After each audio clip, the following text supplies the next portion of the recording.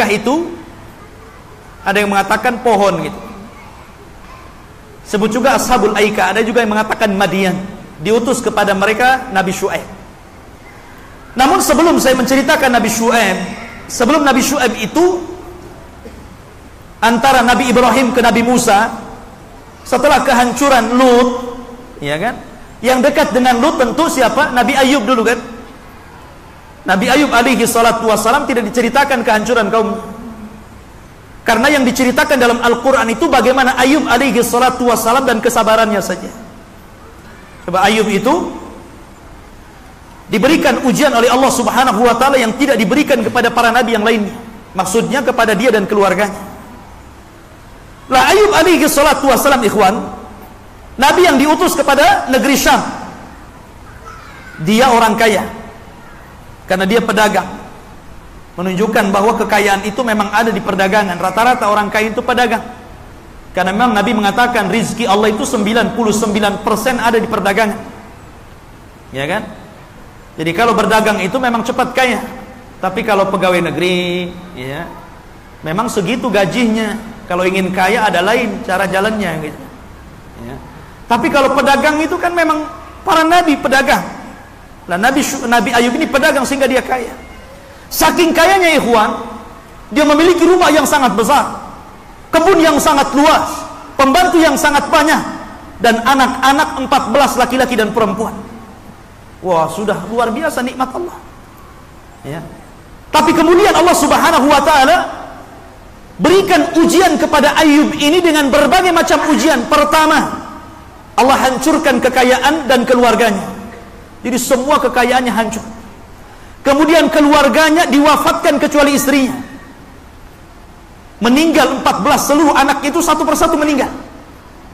Sampai habis, ya. Kemudian diuji dengan penyakit yang tidak pernah ada pada kaumnya. Bayangkan penyakitnya itu, dari atas kepala sampai kaki ada benjolan-benjolan isinya nanah dan darah, dan seperti orang stroke nggak bisa jalan. Jadi tidur saja. Jadi yang mengopeninya itu merawatnya istrinya saja. Kadang dipapa, mau berak, mau kencing, mau mandi, mau di baju, ganti baju, dan begitu seterusnya. Dan itu selama 18 tahun. Sabar, 18 tahun di pembaringan dengan memiliki penyakit yang demikian, dijauhi manusia. Padahal dulu orang yang sangat didekati manusia karena kekayaannya, tapi belakangan menjadi orang yang dijauhi manusia sehingga dia dipencilkan orang-orang. 18 tahun bukan waktu yang singkat. Tapi Ayub tidak pernah ngeluh. Masya Allah, satu hari pun dia nggak pernah ngeluh dengan penyakitnya. Padahal dia nabi. Kalau seandainya dia berdoa kepada Allah, meminta rezekinya dikembalikan, meminta kekayaannya dikembalikan, anaknya dikembalikan, bisa saja. Dia nabi. Dan itu pernah diminta istrinya. Istrinya mengatakan, ya Ayub, lau da'auta rabbaka fa innahu sayastajibu lak ya Ayub. Kalau seandainya engkau berdoa kepada Allah, Allah itu akan mengabulkan kamu. Engkau nabi. Tapi Ayub mengatakan kepada istrinya, dan mengatakan, wahai istriku, sungguh aku sudah diberikan nikmat oleh Allah itu selama 80 tahun lamanya. Laqad labistu sahihan mu'afan samanina sanatan, kata Ayub. Aku diberikan kesehatan dan juga rizki Allah itu selama 80 tahun. Kalau aku mau bersabar dengan 80 tahun yang Allah telah berikan nikmat, itu belum ada apa-apanya.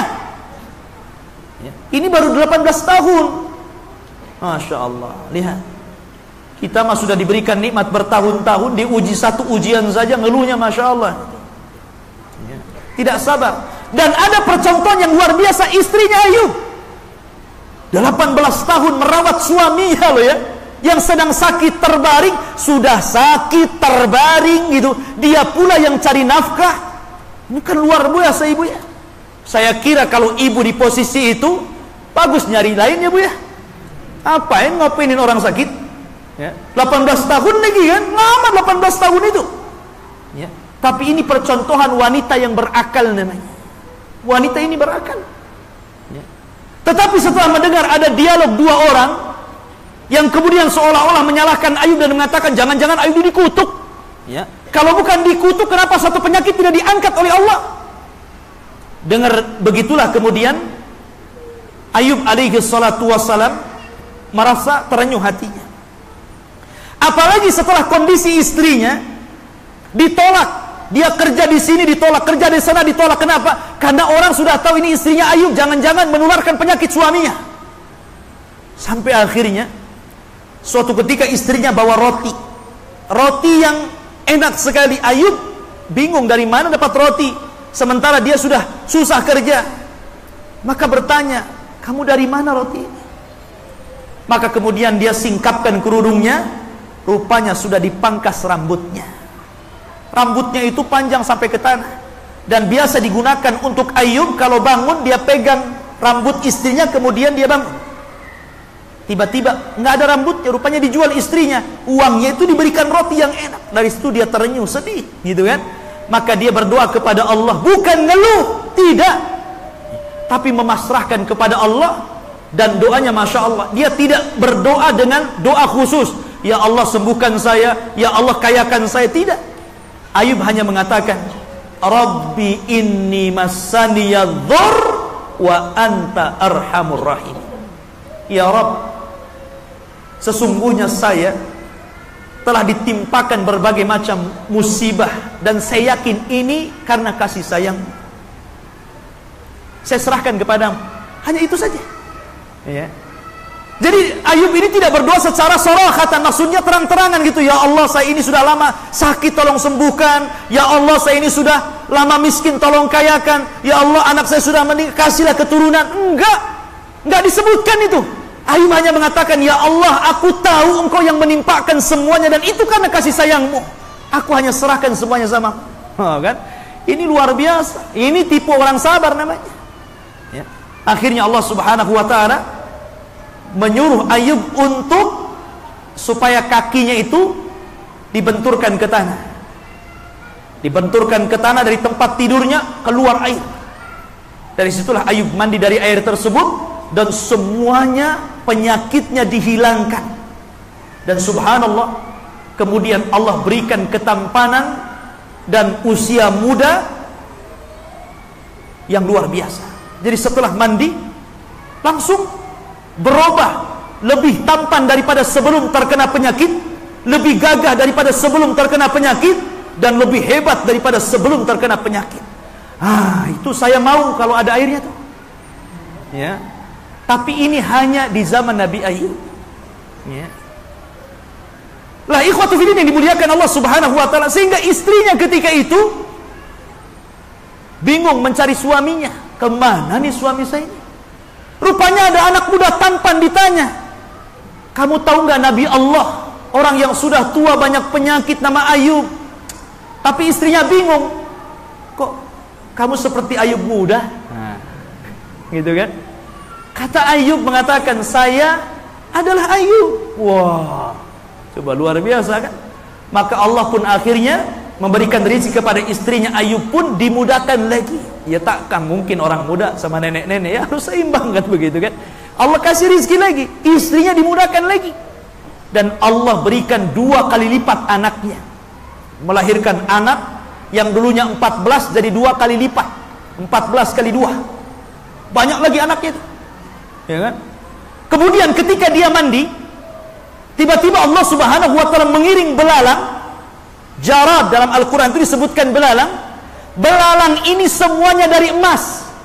Terbang dia, belalang emas ini. Kemudian jatuh gitu kan. Maka melihat ada belalang emas, wah langsung diambil semuanya. Penuhi ini, penuhi itu Nabi Ayub kan.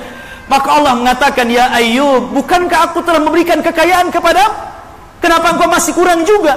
Ayub mengatakan, la wallahi la ghina am barakatika ya Rabb. Ayub hanya mengatakan, tidak ya Rabb, aku tidak pernah kenyang dengan barakah yang datang dari ini halal. Ya. Maka dari situ kemudian Ayub kaya lagi, dan begitu seterusnya. Itu kisah Ayub. Kemudian setelah itu di antara putra Ayub yang terkenal namanya Dzulkifli. Ada putra Ayub, dari sekian putra Ayub itu ada namanya Nabi namanya Dzulkifli. Ya, Dzulkifli ini putra Ayub yang melahirkan sifat Ayub dengan kesabarannya luar biasa. Ada yang memang Al-Quran tidak banyak menceritakan tentang Dzulkifli ini. Tetapi mungkin secara singkat saja biar pengetahuan kepada antum. Kenapa disebut Dzulkifli? Namanya bukan Dzulkifli, itu hanya kunyah. Ya. Dzu itu artinya pemilik, kifl itu artinya yang menanggung. Jadi dia menanggung hajat kaumnya. Ya. Dia kaya. Jadi seluruh kaumnya itu kalau ada kebutuhan datang kepada Dzulkifli kemudian ditanggung sama dia. Maka disebut Dzulkifli. Ya, enak punya nabi kayak dia. Ya. Jadi kalau susah-susah datang ke Dzulkifli. Kemudian ikhwatu fiddin, tapi jangan disamakan ustad dengan Dzulkifli ya. Untuk pinjam duit ke ustad.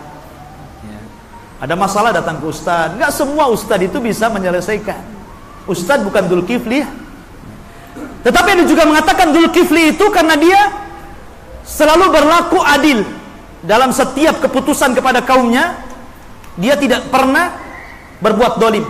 Dan ada yang mengatakan bahwa dikatakan Dzulkifli itu karena dia tidak pernah marah seumur hidupnya. Setan berusaha untuk menggoda supaya marah, nggak marah-marah. Kita ini nggak digoda sudah marah. Gimana digoda gitu kan? Ini nggak pernah marah gitu. Dan masya Allah, di antara keistimewaan Dzulkifli ini karena mewarisi kesabaran ayahnya, dia tidak pernah meninggalkan sholat malam dan tidak pernah meninggalkan puasa. Setiap hari dia puasa. Ya syariat dulu setiap hari puasa boleh, tapi syariat sekarang nggak boleh. Kalau memang ingin puasa ya puasa Daud, satu hari puasa satu hari tidak kan begitu. Tapi zaman itu kan berbeda. Lah kemudian setelah Dzulkifli meninggal, ada di Quran itu mendekati kisah Dzulkifli itu setelah zamannya gitu kan. Ada yang mengatakan Ashabu Rosh namanya. Dalam Al-Quran mengatakan Ashabu Rosh. Dan itu juga diadab oleh Allah Subhanahu wa ta'ala. Tidak disebutkan nabi yang diutus kepada Ashabur Rosh, tapi dijelaskan bahwa ada satu nabi diutus kepada mereka. Ada yang mengatakan Rosh itu perkampungan yang dulunya Samud yang dihancurkan. Nah, diutus kepada nabi, kemudian nabi ini dibunuh dan dimasukkan ke dalam sumur. Dan sumur itu namanya Rosh. Maka Quran menyebutkan Ashabu Rosh. Ya, mereka diadab juga. Dibunuh, Nabi dimasukkan ke sumur. Ya. Maka kaum itu disebut kaum Rosh.